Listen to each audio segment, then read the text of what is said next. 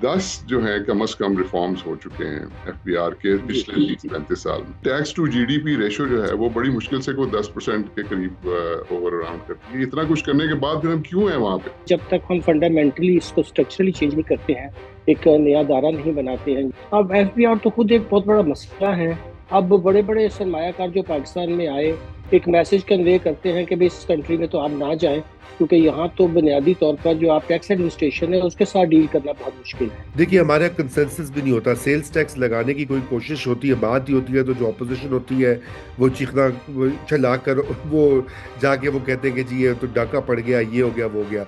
एक तरफ हम टैक्स बढ़ाई जा रहे हैं अपनी आवाम के ऊपर, सैलरीड लोग जो हैं उनके ऊपर कितना टैक्स कर दिया हुआ है। दूसरी तरफ ये 4 ट्रिलियन की एग्जेम्पशन हम दे रहे हैं। सैलरी के बराबर जुडिशियल अलाउंस, पता नहीं उसकी क्या जस्टिफिकेशन है, फिर उसको टैक्स एग्जाम्प्ट भी करा लिया। उनके घर, उनके मुलाजिम, बिजली, घर, हर चीज हमने एग्जाम्प्ट रखी हुई है। अभी कौन सा दुनिया में कानून होता है जहाँ आप इतनी छूट देते हैं बिला वजह? पाकिस्तानी कौम को तो सैल्यूट करना चाहिए कि हर बंदा जो है वो एडवांस एडजस्टेबल इनकम टैक्स दे रहा है। ऑलमोस्ट 95% तो विदहोल्डिंग टैक्स इकट्ठा होता है। एफबीआर इतना बड़ा इदारा जो है वो तो 4-5% इकट्ठा करता है। तो गोदा में वो बहुत बड़े टायर के इंपोर्टर थे, तो उनको बुलाकर चीफ मिनिस्टर साहब ने खाना खिलाया। तो उन्होंने कहा जी किस चीज का खाना? उन्होंने कहा आपने हमें 1 करोड़ का टैक्स दिया। वो बड़े हैरान हुए, कहते मैं तो ये खाना नहीं दिया।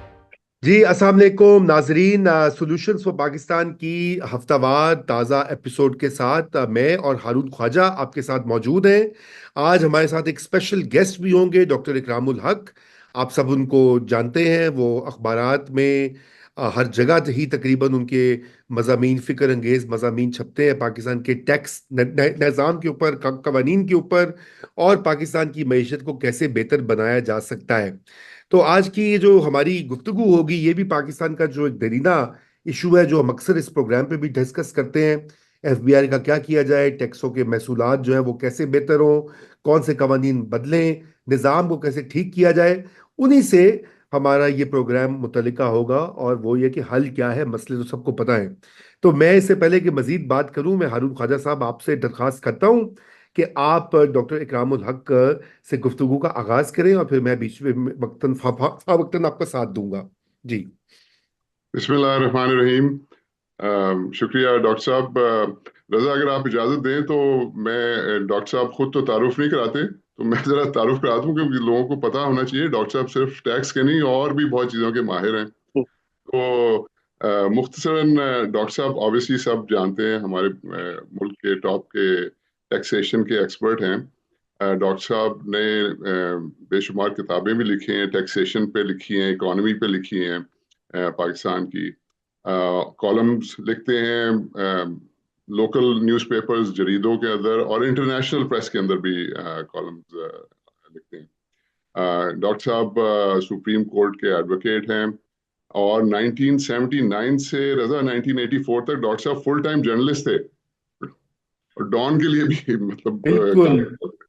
अच्छा, बिल्कुल। उसके बाद डॉक्टर साहब ने 1984 से 96 तक सिविल सर्विस ज्वाइन कर ली। तो आपके कोलीग रहे हैं, आपसे सीनियर हैं जाहिर है, लेकिन मैं उसके बाद डॉक्टर वाकई। साहब ने रियलाइज किया कि भाई ये यहाँ पे तो मतलब मेरे जैसे लोगों की तो खास जरूरत नहीं है, तो डॉक्टर साहब ने रिजाइन कर दिया वहां से। उनको छोड़ने नहीं देते थे, बड़ी मुश्किल से डॉक्टर साहब ने अपनी जान छुड़ाई वहां से।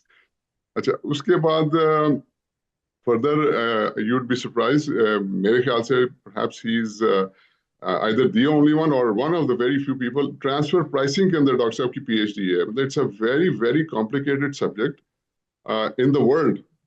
अच्छा, उसके बाद डॉक्टर साहब, मतलब आप हैरान होंगे रजा के टैक्सेशन के एक्सपर्ट और ट्रांसफर प्राइसिंग वगैरह, इस्लामिक फाइनेंस में बड़ी दस्तरस हासिल है। मैं डॉक्टर साहब के साथ काम कर रहा हूँ इस सब्जेक्ट के ऊपर। ये और मतलब वो ये नहीं, ये जो होती है नॉर्मल इस्लामिक फाइनेंसिंग आजकल जो चलती है वो नहीं, ये रियल जो जो कुरान पाक और हदीस की रोशनी के अंदर वो और बड़ी मॉडर्न तरीके से। So that's also very impressive. और डॉक्टर साहब पंजाबी के अंदर भी शायरी करते हैं, पंजाबी पे भी बड़ी दस्तरस है, उसमें भी मेरे ख्याल से 2-3 किताबें लिख चुके हैं। एंड फाइनली डॉक्टर साहब कंसल्टेंसी फर्म है हुजैमा एंड इकराम, उसके चीफ पार्टनर भी हैं। तो ये छोटा सा तारुफ था डॉक्टर साहब का। डॉक्टर साहब, वेलकम टू द प्रोग्राम। बहुत शुक्रिया आपके टाइम का। डॉक्टर साहब, एफबीआर के ऊपर हम इस प्रोग्राम में बहुत पहले भी बात कर चुके हैं। मैं आपसे शुरू करना चाहता हूँ सवाल एक कि 10 जो है कम से कम रिफॉर्म्स हो चुके हैं एफबीआर के जी पिछले 30-35 साल में। 1990, 94, 1997, 2001, 2005 वो फेमस वो TARP 1 TARP 2 world bank funded program था। फिर 2009, 2014, 2022 में तोला रेवेन्यू रिसोर्स मोबिलाइजेशन कमीशन, उसके बाद 2024 के अंदर, मतलब ये तकरीबन कोई $1 अरब से ज्यादा की funding World Bank, Asian Development Bank और Bill and Melinda Gates Foundation, McKinsey and Associates, मतलब दुनिया जहां की चीजें हम कर बैठे हैं। तो डॉक्टर साहब, क्या वजह है कि हमारी टैक्स टू जीडीपी रेशो जो है वो बड़ी मुश्किल से कोई 10% के करीब ओवर अराउंड करती है? इतना कुछ करने के बाद फिर हम क्यों हैं वहां पे? बहुत शुक्रिया रजा साहब और हरून साहब, आपने आज मौका दिया।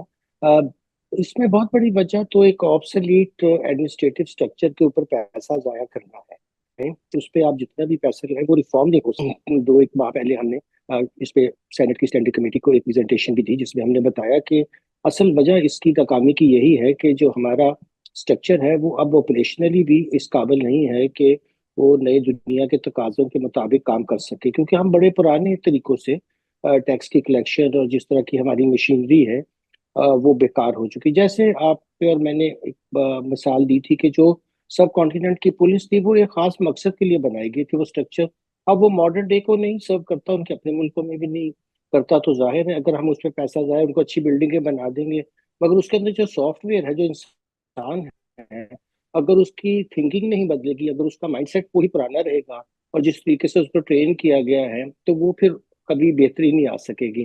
तो मेरा तो ये इतने साल उसमें काम भी किया, फिर उस पर ज़ाहिर है रोज प्रैक्टिस भी करते हैं। तो मेरा ये ख्याल है कि जब तक हम फंडामेंटली इसको स्ट्रक्चरली चेंज नहीं करते हैं, एक नया दायरा नहीं बनाते हैं जैसे बहुत से मुल्कों ने बनाया है, और उसको आज के तकाजों के मुताबिक जो टेक्नोलॉजी का यूज़ है, जो ह्यूमन रिसोर्स चाहिए, जब तक वो नहीं करेंगे, उसका एक इंडिपेंडेंट बोर्ड नहीं बनाएंगे, क्योंकि सारे मुल्कों में ये बड़ा बुनियादी असूल रहा कि जो टैक्स एडमिनिस्ट्रेशन है उसको किसी तौर को भी आपको उनके अंडर नहीं रखना चाहिए, जिसका मतलब उसकी एक इतनी इटोनॉमी होनी चाहिए, वो जवाब दे तो जरूर हो किसी एक अदारे को या किसी एक सेटअप के अंदर, मगर उसको आप ब्यूरोक्रेटिक तरीके से नहीं चला सकते हैं। अब जरूरत है कि उसको आप एक टेक्निकल बोर्ड यानी एक कॉम्पिटेंट प्रोफेशनल बोर्ड के जरिए रन करें और वो उसके सामने जवाब दे हो, और वो बोर्ड जो है वो फिर जैसे हम कंपनीज में मैनेजमेंट करते हैं अफेयर्स की, वो एफिशिएंटली उसकी मैनेजमेंट करने की सलाहियत रखता हो। अब एफबीआर तो खुद एक बहुत बड़ा मसला है। अब जो खुद एक पार्ट ऑफ प्रॉब्लम है उसको हम कह रहे हैं कि तुम खुद रिफॉर्म हो जाओ, सारा पैसा उसको दे देते हैं, वो क्यों अपने आप को रिफॉर्म करेंगे? वो तो जाहिर उस पैसे से गाड़ियां लेना चाहेंगे, वो पैसे से और मराहत लेना चाहेंगे और पावर्स लेना चाहेंगे, तो वो दिन पर दिन ज्यादा डिस्ट्रक्टिव उनकी पावर्स होती है। इसका बड़ा नुकसान तो ये लोग तो खैर बहुत परेशान है, जैसे वो थाने नहीं जाते इसी तरह एफबीआर भी नहीं जाना चाहते, थाना कल्चर वहां भी वैसा ही है। मगर इसका सबसे बड़ा नुकसान जो है वो मईशत को, क्योंकि देखिए वहां तो लॉ एंड ऑर्डर का मसला होता है, लोगों के मसाइल का मसला होता है, वहां भी खैर एक बड़ी उसकी, अगर हम थाना कल्चर को, उसका भी बड़ा डिस्ट्रक्टिव इफेक्ट होता है सोसाइटी पे, मगर ये तो मईशत को भी ले डूबता है। अब बड़े बड़े सरमायाकार जो पाकिस्तान में आए, मैं उनकी बहुत सी कंपनीज को जानता हूँ, उनको साल हाँ साल पाकिस्तान में मसाइल रहे, वो यहाँ से काम करके भी डैम्स बनाकर भी चले गए, मगर उनके रिफंड्स के मामला 20-20 साल तक रहे, तो वो फिर जाकर एक मैसेज कन्वे करते हैं कि भाई इस कंट्री में तो आप ना जाएं, क्योंकि यहाँ तो बुनियादी तौर पर जो आप टैक्स एडमिनिस्ट्रेशन है उसके साथ डील करना बहुत मुश्किल है। फिर मैंने अर्ज किया था कि 18th अमेंडमेंट के बाद जो तकाजे हैं उसको हमने पूरा नहीं किया है, जिसकी वजह से अब ये एडमिनिस्ट्रेशन तो वैसे भी बिल्कुल ही आउट ऑफ प्लेस हो गई है। तो उसको सामने रखते हुए हमें सोचना होगा कि हम एक ऐसी एजेंसी बनाएं जो हमारे इस मामलात को यानी पूरे वफाक के टैक्स को एक नए अंदाज से देखे और उसको वो कलेक्ट भी करें, और उसकी फिर ज़ाहिर डिस्ट्रीब्यूशन तो आइन के मुताबिक ही होगी। आप और मैंने इस पे बहुत स्टडी की, तो हमने इंडिया की उनको बताया कि 2018 में उन्होंने नेशनल टैक्स काउंसिल बनाकर, जो सेल टैक्स वहाँ एक बहुत बड़ा इशू था, कभी सूबों के और दरमियान आपस में झगड़े होते थे, कभी वफाक वहाँ भी यूनियन के और टेरिटरीज के दरमियान झगड़े रहते थे, तो उन्होंने उसको डिबेट कर कर फिर सॉल्व किया। और उससे फिर इंडिया में ईज ऑफ डूइंग बिजनेस के बाद देखिए कि असल जो इंडिया ने जीडीपी में भी तरक्की की है और बिजनेस में भी वहाँ इन्वायरमेंट बहुत अच्छी हुई है और वहाँ इन्वेस्टमेंट बहुत आई है। उसकी वजह उसको सेल टैक्स के निज़ाम को दुरुस्त करना था कि एक डॉक्टर साहब रजिस्ट्रेशन हो। ये सॉरी, ये इस पे हम आगे भी आएंगे, तो इससे मिलता जुलता सवाल ये है कि आप देखें ना, 10-12 रिफॉर्म तो मैंने आपको गिनवा दिए पिछले तीस जी जी। पैंतीस साल में। उसके बाद आपको याद है पिछले साल 2024 में केयर टेकर गवर्नमेंट थी, तो वो जो फाइनेंस मिनिस्टर थी उन्होंने भी एक एफबीआर के रिफॉर्म का वो कि वो 4-5 पॉलिसी बोर्ड बना दें और इसको सेपरेट कर दें पॉलिसी को ऑपरेशन से, और वो कस्टम्स को भी सेपरेट कर दें वगैरह वगैरह। अच्छा, वो जब केयर टेकर गवर्नमेंट खत्म हुई तो अब वो सितंबर में पिछले साल एफबीआर अपना एक ट्रांसफॉर्मेशनल प्लान ले आया। पहले तो ये जो मौजूदा वजीर आजम साहब हैं, इन इन इनकी डिक्शनरी में किसी चीज को ट्रांसफॉर्म करना हो तो उसमें सिर्फ एक हल है, उसका नाम है डीएमजी। तो पहले तो उन्होंने एक डीएमजी ऑफिसर को ला के एफबीआर के ऊपर बिठा दिया। अब ये भी आपसे सवाल है कि वो एफबीआर कैसे उसको रिएक्ट करेगा। लेकिन सवाल मेरा ये है कि एक और प्लान वो ले आए जो चेयरमैन है। तो अभी इतने ज्यादा प्लान आ रहे हैं, हर बंदा अपना प्लान लेकर आ रहा है। आखिर क्या वजह है कि हम लोग एज एज अ नेशन हम एक एक फाइनल प्लान के ऊपर क्यों नहीं इत्तेफाक कर सकते, ताकि हम फिर आगे चलें।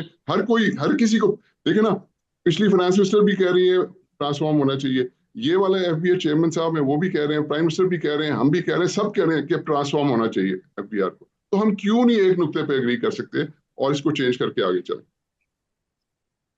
बहुत बहुत ही इम्पोर्टेंट आपने इशू उठाया है हाजी साहब, क्योंकि देखिए ये प्लान जो बनते हैं बगैर किसी डिबेट के, बगैर किसी उसके ऊपर कोई डीप थॉट के, वो इस तरह बनते हैं कि बस किसी का दिल आया उसने 130 स्लाइड बना दी। इन जिनका आपने जिक्र किया जो इस वक्त चेयरमैन मोहतरम है हमारे, उन्होंने ना किसी से मशवरा किया, ना बात की, ना पिछले प्लान्स को देखा, ना डोनर्स के उन्होंने जो था उस प्लान्स को देखा।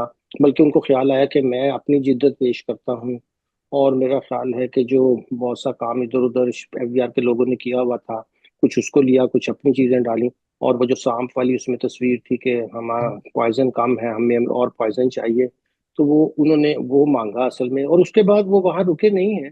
उसके बाद अभी आपको 18 दिसंबर को जो उन्होंने बिल पेश करवाया जिसके ऊपर लिखा गया है कि it is a brain child of the chairman. अब चेयरमैन का काम तो बनाए हुए कानून के मुताबिक टैक्स इकट्ठा करना है, ना कि खुद लेजिस्लेटिव काम भी ले ले, एडमिनिस्ट्रेटिव रिफॉर्म का काम भी ले ले। तो पहले तो ये तस्वर ही गलत है कि हम क्यों समझते हैं कि एक फर्दबाद जहां आपका मुंतखब लोग बैठे हैं वहां से ये चीजें एमिनेट होनी चाहिए। स्टैंडिंग कमेटीज में सारी दुनिया में ये काम होता है, वहां से पब्लिक हियरिंग्स होती हैं, एक्सपर्ट्स को बुलाया जाता है, सवाल जवाब होते हैं। क्योंकि फिर डेमोक्रेसी का तो कोई मकसद ही नहीं रह जाता अगर ये काम हम सिविल ब्यूरोक्रेट्स के हवाले कर दें या किसी के भी कर दें। तो वो सारी स्पिरिट ही जो है वो खराब हो जाती है। क्योंकि आप देखें कि ये काम तो होता ही वहां पे असेंबलियों में है, क्योंकि आपने एक लॉ भी बदलना होगा रिफॉर्म्स के में प्रोसेस में लाजमी तौर पे, चाहे वो शमशाद अख्तर साहबा ने किया। अब कवानीन की तब्दीली को आप बैठकर कैसे देख सकते हैं, जबकि स्टैंडिंग कमेटी ऑफ सेनेट के पास गए, वो सबको रिप्रेजेंट करते हैं पाकिस्तान, जाहिर है वो सारे सूबों का इंटरेस्ट देखते हैं। वहां से डिबेट होती, फिर नेशनल असेंबली में आए, फिर इसके ऊपर एक्सपर्ट्स का हो, फिर कौम को भी एक्सपर्ट्स को भी दावत हो कि वो अपना अपना इस पे फीडबैक दें। तो ये तरीका होता है इसको करने का। इंडिया में मैं आपसे अर्ज करूं, जब नेशनल टैक्स काउंसिल और unified sale tax and goods and services का मामला चला तो ये कांग्रेस के जमाने में पेश हुआ, मगर 5 साल की बहस के बाद वो किसी नतीजे पे नहीं पहुंचे थे। मगर जब वहां पे ये गवर्नमेंट बदली तो फिर उन्होंने बिल्कुल तरीके से आकर कहा कि देखें जी, अब ये इस पे कंसेंसस तो हो गया कि ये करना चाहिए, सारी लेजिस्लेटिव बॉडीज ने इसको देख लिया है। तो जो स्टेट्स के इंटरेस्ट हैं कि मिसाल के तौर पे उनका था कि जी हमारा टैक्स ना कम हो जाए, तो नरेंद्र मोदी ने कहा जी ये मैं गारंटी देता हूँ कि आपको जो टैक्स पहले मिल रहा था उस वो तो मैं गारंटी करता हूँ, चाहे यूनियन को अपने फिर बजट से देना पड़े, और ज्यादा हो जाएगा तो हम मिलके बांट लेंगे। और वो पहले साल में ही जो लास्ट कलेक्शन थी उससे 30% ज्यादा हो गया। तो ये तरीका होता है काम करने का, जिससे कि एक दफा आप पहले पब्लिक डिबेट करवाएं, जिन जहाँ जो भी स्टेक होल्डर्स हैं उनसे बात करें। ये किसी फर्देबाद का काम तो नहीं। मैं भी कल को एक बहुत बड़ा ट्रांसफॉर्मेशन प्लान लेकर मैंने तो किताबें लिखी हैं आपको पता है, लेकिन वो तो सिर्फ सजेशंस हैं कि अभी इस पे डिबेट की जाए।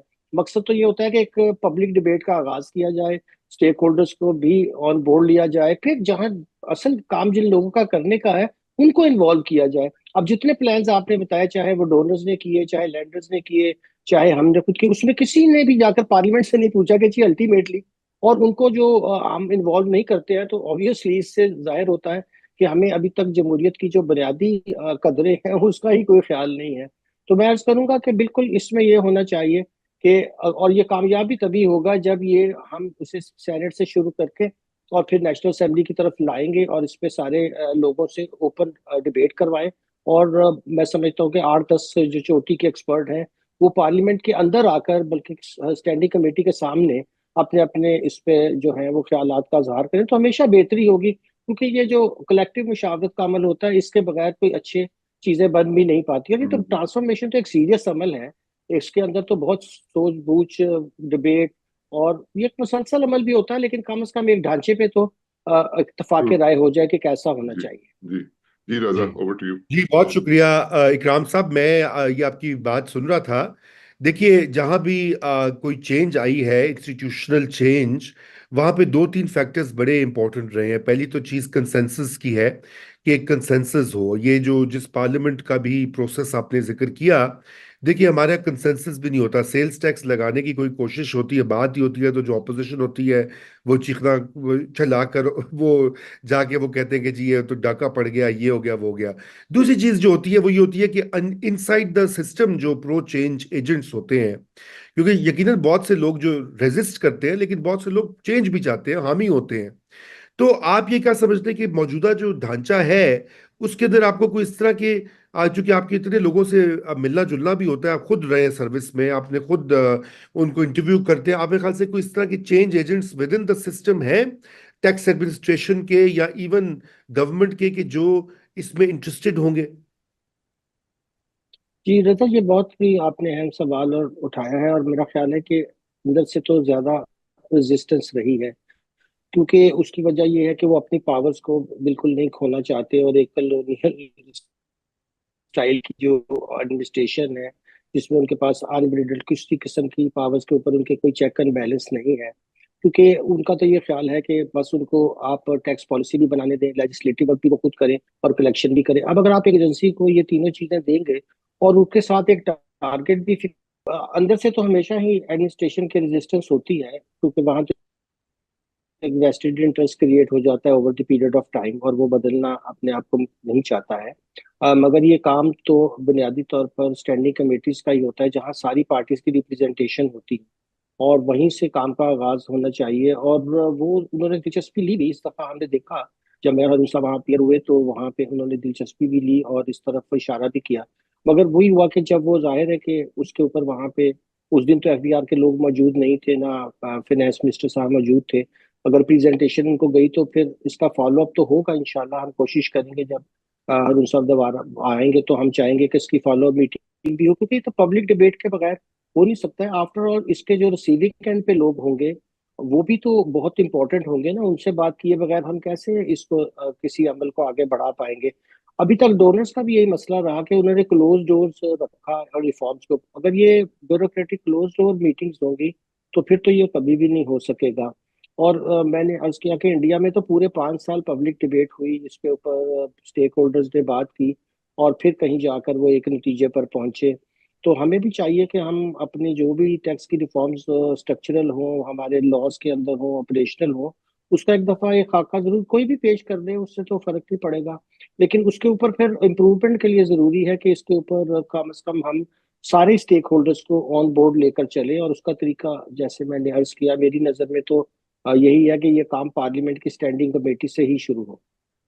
रजा, अग्रीड। मैं इंफॉर्मेशन हमारे व्यूअर्स के लिए कि डॉक्टर साहब और मैं, हमने तकरीबन 1 साल काम किया ये पाकिस्तान की एफबीआर को रिफॉर्म तो नहीं करना था, उसको रिप्लेस करना था नई एजेंसी के ऊपर। हमने पूरा एक प्लान बना के, तो वी डिसाइडेड कि हम सेनेट की जो स्टैंडिंग कमेटी है ऑन रेवेन्यू एंड फाइनेंस, उसको जाके ये प्लान देंगे, जो कि फिर अक्टूबर में तकरीबन 2 महीने पहले मैं और डॉक्टर साहब वहाँ पे गए। और the committee was kind enough, उन्होंने हमें मौका दिया और हमने बड़ी इलेबरेट वहाँ पे प्रेजेंटेशन की और प्लान उनको दिया। वहाँ पे मीडिया भी था, मीडिया ने इसको बड़े अच्छे तरीके से कवर भी किया। तो अब इंशाल्लाह अब हमारा प्लान है कि उसको आगे लेके चलें। उसको ऐसा प्लान तो हमने दे दिया है, एंड लेट्स होप कि उसको आगे अब हम पार्लियामेंट तक भी पहुंचाने। डॉक्टर साहब, अगला मैं आपसे ये सवाल करना चाहता हूँ कि इसी रिसर्च में बड़ी इंटरेस्टिंग आपने जो हमें अप्राइज की थी बात, वो ये थी कि 4 ट्रिलियन की टैक्स एग्जेम्पशंस हैं। यानी कि ये वो वाला टैक्स है जो कि असल में लॉ के मुताबिक लगा हुआ है, लेकिन उसको एग्जेम्प्ट कर दिया है गवर्नमेंट ने।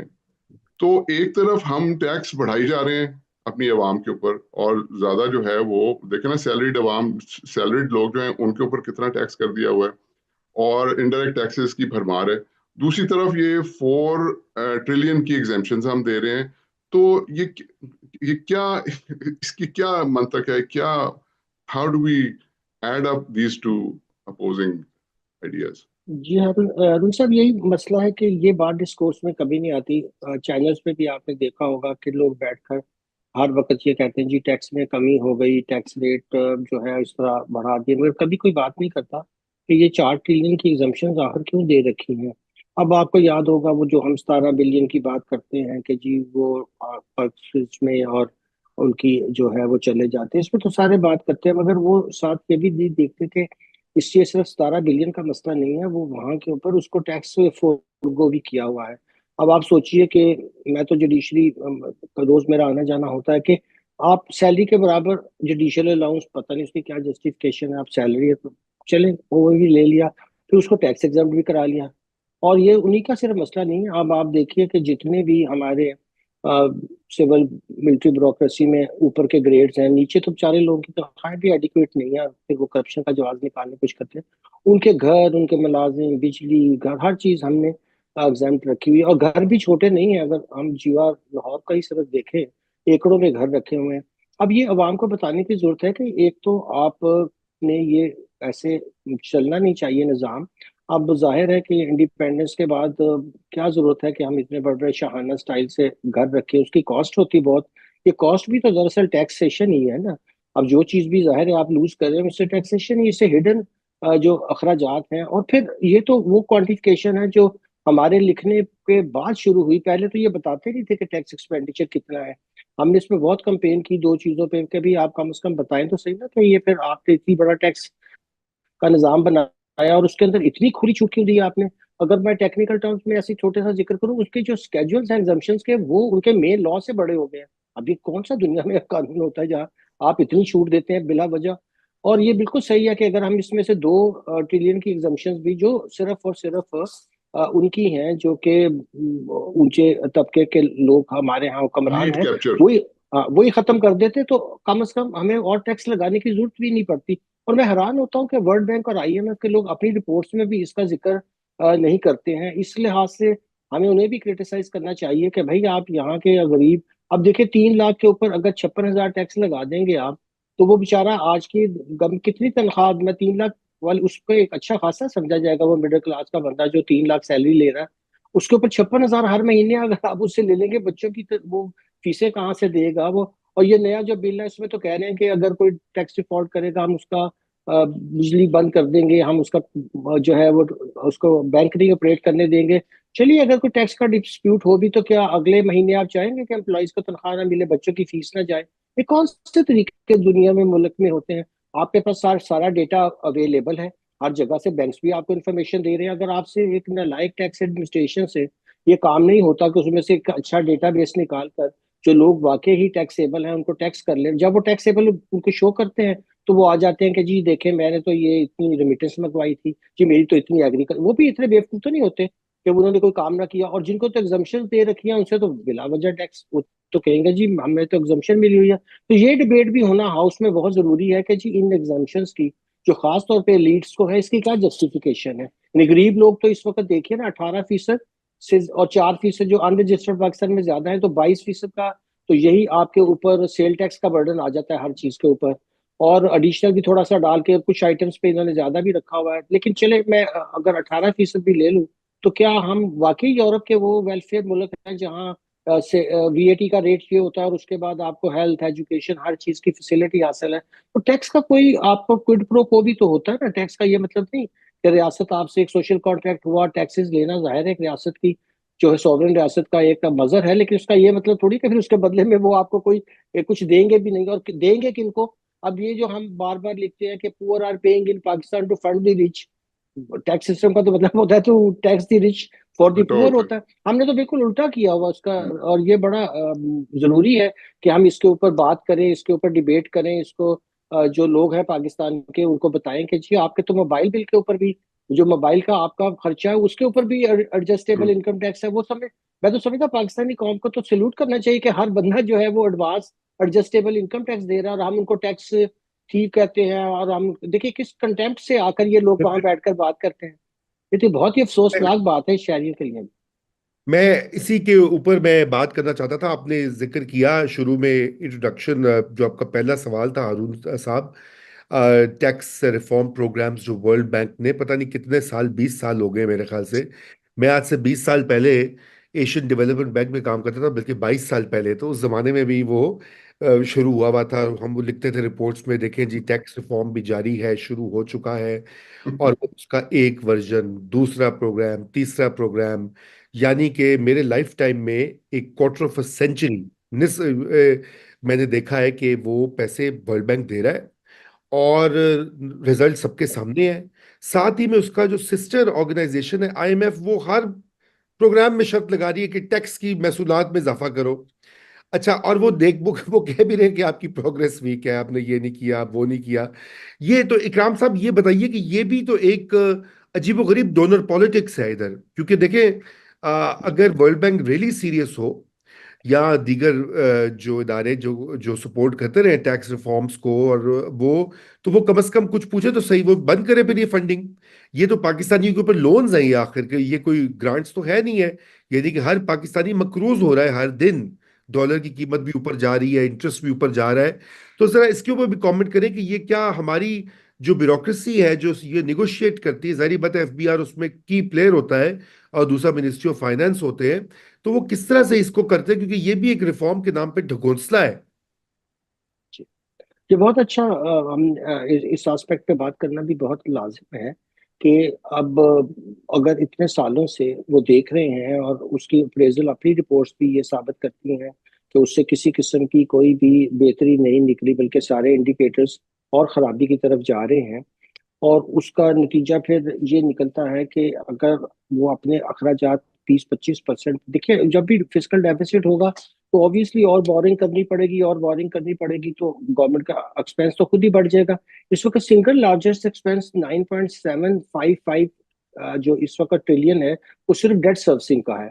अब आप सोचिए कि आप जितना भी टैक्स इकट्ठा कर लेंगे, चलिए मैं फॉर एग्जाम्पल हम कहते हैं जिस दफा इन्होंने 12.9 रखा है ट्रिलियन, सारा भी इकट्ठा कर लें तो उसमें से ये सारा अगर चला जाए सूबों को 57.5, तो वापस तो फिर आपके पास कोई 5 ट्रिलियन बचेगा, उसको आप फिर 4 ट्रिलियन का आपको लोन लेना पड़ेगा। तो ये एक ऐसा मैं समझता हूँ विशियस सर्कल है, जो मैं समझ नहीं सकता कि डोनर्स को पता ना हो। शायद वो एक डिपेंडेंसी का कल्चर रखना चाहते हैं, क्योंकि वो बहुत से ममालिक जिन्होंने एक आध बड़ा प्रोग्राम लिया तो वो फौरी फिर निकल गए। अब हम दो तीन ही मुल्क रह गए, हम पता है हम अर्जेंटीना जो मुसलसल, और मिस्र है, हम तीन मुल्क ऐसे हैं जो मुसलसल एक डिपेंडेंसी की जो है सिंड्रोम में है। तो ये जो एक इसमें हम कह सकते हैं कि इसके पीछे एक बहुत सोची समझी बात भी हो सकती है कि वो समझते हैं कि अगर पाकिस्तान इस तरह से लोन लेता रहेगा, और हम भी बहुत टफ उसको, जो आपने अभी बात की थी कि उसको उसकी अकाउंटेबिलिटी भी कर सकते हैं कि भाई ये हुआ कुछ नहीं तो फिर आपने क्यों हमसे ये पैसा लिया।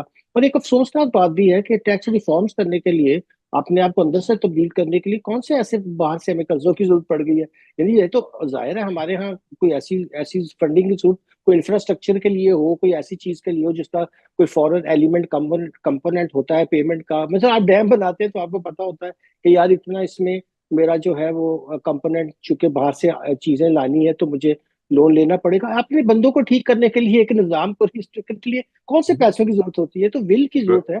और आपके पास लोग भी हैं जिन्होंने, हमने भी, फाइड ने भी काम किया होगा, प्राइम ने, बहुत से इदारों ने काम करके आपको ढांचे भी बना के दिए हैं।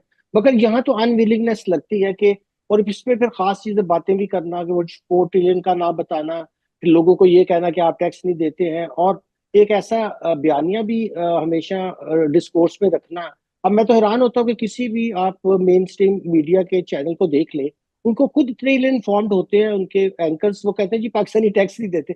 भाई यहाँ हर बंदा टैक्स दे रहा है भाई, इनकम टैक्स दे रहा है, आप कैसे कह रहे हैं? मतलब इसका मतलब है कि आप अपनी नेशन को भी बदनाम करते हैं और उनके ऊपर वही जो चीजें कहना चाहते हैं जो हमारे ब्यूरोक्रेट्स कहते रहते हैं। भाई वो ये बात करें कि भाई कितना खर्चा जो था उन्होंने कल अपने जो था वो बारात पे किया, उसकी कोई बात नहीं करते हैं। वो तो क्वांटिफाई हुआ है ना। हाजी साहब ये भी नहीं कह सकते कि क्वांटिफाई नहीं हुआ। वो ट्रू। कभी किसी ने टैक्स एक्सपेंडिचर रिपोर्ट उठाकर नहीं, वो पार्ट एंड पार्सल है। इवन फिनेंस बिल का ये भी हमने जब बहुत हम इससे मिलने आए थे एक दफा IMF की टीम, जब ये वो 5-6 साल नहीं बल्कि शायद ज्यादा हो गए होंगे, मुझे याद नहीं, लेकिन जब वो आए तो हमने कहा जी एक SRO बंद करें और एक टैक्स एक्सपेंडिचर को क्वांटिफाई करवाएं और उसे फाइनेंस बिल का पार्ट बनाए। तो उन्होंने हमारे दो मुतालबे मान लिए और SRO तो खैर फिर दोबारा FBI ने जारी कर लिए जो प्रोग्राम के साथ। मगर ये टैक्स एक्सपेंडिचर जो है उससे तो मेरा ख्याल है किसी वक्त हम एक प्रोग्राम करेंगे तो मैं आपको उसमें फिर मोटे मोटे जो एक्सपेंडिचर है वो बताऊंगा अभी कि कौन कौन से ऐसे हैं जो बिल्कुल ही उसकी कोई जस्टिफिकेशन नहीं है, यानी वो ऐसे लोगों को दिए गए हैं जो ऑलरेडी स्टेट की मराद के ऊपर जिंदा है। डॉक्टर साहब, जी रज़म एक और सवाल क्विकली कर लूँ, मेरे पास तो काफी सवाल हैं लेकिन एक फाइनल सवाल, क्योंकि डॉक्टर साहब रैप जी अप जी करना है प्रोग्राम। जी तो जी डॉक्टर साहब, कुछ जो है, आपको पता है रिएक्शन जो है अब इंडस्ट्री की तरफ से भी आ रहा है, जो सोचने वाले इंडस्ट्रियलिस्ट वगैरह हैं, आप जी भी जी वो मीटिंग में आप और मैं हम इकट्ठे थे, जहाँ पे कुछ इंडस्ट्रियलिस्ट ने ये आइडिया उठाया कि ये पाकिस्तान में क्योंकि 90% प्लस, ऑलमोस्ट 95% तो विदहोल्डिंग टैक्स इकट्ठा होता है, तो एक्चुअली डायरेक्टली तो ये FBI इतना बड़ा इदारा जो है वो तो 4-5% इकट्ठा करता है। तो ऐसी सिचुएशन के अंदर एक आइडिया ये फ्लोट किया गया था कि ये डायरेक्ट टैक्सेस को पाकिस्तान में खत्म कर दिया जाए, क्योंकि ये इससे काम नहीं चलना, और ये विदहोल्डिंग टैक्स का कल्चर जो है इसी के ऊपर काम करके इसको ऑर्गेनाइज किया जाए और इस तरह से टैक्स इकट्ठा किया जाए। आपका क्या ख्याल है इसके बारे में? देखिए ये तो बात तो हकीकत है कि इस वक्त डायरेक्ट टैक्स की अगर शरह देखी जाए तो बहुत कम है, क्योंकि वो सारे जो विद होल्डिंग टैक्सेस का एक बड़ा हिस्सा तो पास ऑन वाला है, तो वो तो पहले पास ऑन हो जाते हैं। तो वो नहीं कहना चाहिए कि हमारा डायरेक्ट टैक्स जो है वो कोई 38 या 40% कॉन्ट्रीब्यूट कर रहा है। ये आजकल अपनी ईयर बुक में ये डालते हैं, मगर मैं उसको सीरियसली हर साल चैलेंज करता हूँ और उसमें से बता देता हूँ इम्पोर्ट का, कॉन्ट्रैक्टर का, ये तो एक्चुअली उन्होंने कंज्यूमर पे पहले ही पास ऑन कर दिया। अब इस फिगर को कभी IMF वर्ल्ड बैंक भी चैलेंज नहीं कर पाया जो हमने लिखा, क्योंकि वो भी मुझे एक उसमें पॉलिसी ऑफ जो है वो आप कैसे के to look the other way वाली बात लगती है। हालांकि देखिए ना, जब सबको पता है कि अगर मैं इंपोर्टर हूँ और मुझ पे कोई टैक्स आप बेस पे लगाएंगे इनकम टैक्स, तो मैं तो उसको पार्ट ऑफ कॉस्ट समझ लूंगा और मैं पास ऑन कर दूंगा। हमारे एक दोस्त है सरगोदा में, वो बहुत बड़े टायर के इंपोर्टर थे, तो उनको बुलाकर चीफ कमिश्नर साहब ने खाना खिलाया। तो उन्होंने कहा जी किस चीज का खाना? उन्होंने कहा आपने हमें 1 करोड़ का टैक्स दिया। वो बड़े हैरान हुए, कहते मैं तो ये खाना नहीं दिया। तो उन्होंने कहा जी ये आपने जो इनकम टैक्स जमा करवाया था इम्पोर्ट पे, उसने कहा भाई मैं तो पास ऑन कर दिया टायर खरीदने वालों पे। मतलब ये मैं आपको एक्चुअल बात बता रहा हूँ कि वो मुझे सही। बताने लगे कि यार चीफ कमिश्नर साहब को मैं तो कॉन्सेप्ट ही सही नहीं थे बेचारों के। वो सिर्फ इनकम टैक्स के हेड में जमा होने से समझा ना जाए कि वो वाकई इनकम टैक्स है। तो ये भी एक बड़ी डिबेट है मेरे ख्याल में। हम किसी एक प्रोग्राम में ये भी बात करें कि ये क्यों हमारे यहाँ समझा जाता है कि, और ये आपने जो कहा इसके ऊपर मैं डिबेट इसलिए करना चाहता हूँ कि फिर ये इंसिडेंस का मसला हो जाएगा। अगर हम सारे विद होल्डिंग टैक्सेस को ही लगा देंगे तो इंडस्ट्रियलिस्ट तो चाहेंगे कि हम पास ऑन कर दें, मगर फिर हमारे यहाँ जो टैक्स का असल मकसद होता है कि उसका इंसिडेंस जो है जो हायर इनकम वाले हैं उन पे रहे, या तो फिर हम उस सिस्टम को खत्म कर दें, कोई और नया सिस्टम बना लें। अगर हमने इसी एंग्लो सैक्सन सिस्टम के अंदर रहना है तो फिर उसी की स्पिरिट को फॉलो करना पड़ेगा, और किस हद तक हमें इक्विटी को भी और किसी हद तक उसके अंदर जो एक फेयरनेस है उसका एलिमेंट भी रखना पड़ेगा। ये ना हो कि फिर सारे लोग एक एक्यूमुलेशन ऑफ वेल्थ करते रहे और अपना टैक्स जो है वो गरीब लोगों पे पास ऑन करते रहे एंड कंज्यूमर पे। तो ये सीरियस डिबेट है, इसको हम आसानी से नहीं कह सकते कि जिसको हमें जो है एक्सेप्ट कर लेना चाहिए। इस पे भी एक थॉरो डिबेट की जरूरत है। जी रजा। जी बिल्कुल। मेरे ख्याल से सवालात तो मेरे पास भी बहुत हैं, आपने इतनी ज्यादा इश्यूज उठा दिए हैं। लेकिन आपने जैसे कहा है कि इसके ऊपर एक और प्रोग्राम होना चाहिए, मेरे ख्याल से बिल्कुल होना चाहिए और जी तफसीली नशिस्त होनी चाहिए। उसको हम लंबा भी करेंगे क्योंकि इसमें बहुत सारे ऐसे एस्पेक्ट्स हैं, टैक्स रेट्स के ऊपर बात करनी चाहिए जी हमें। ओवर जो क्या कहते हैं बहुत ज्यादा हाई रेट करके भी ये ठेरी भी है, और दुनिया भर में टैक्स इवेजन कॉज होती है हाई रेट से। तो जी अगली नशिस्त में वो करते हैं। डॉक्टर साहब, जी गुफ्तगू आज बिल्कुल। की आपकी आमद का शुक्रिया। हारून साहब, thank you for the idea and making doctor Ikramul Haq appear. ये भी एक बहुत बड़ा आपने कारनामा अंजाम दिया है। अब इट्स आप वेरी डॉक्टर काइंड ऑफ साहब, डॉक्टर साहब। हाँ, जी आप thank you very doctor much. साहब हमारे काबू आ गए हैं, इसलिए हमने इनको बार बार बुलाना है इंशाल्लाह। जी तो इंशाल्लाह मुलाकात। जी, तो नाज़रीन, आज के लिए इतना ही। अगर वीडियो पसंद आए इसको लाइक और शेयर करें और सवाब हासिल करें। इसके साथ ही खुदा हाफिज।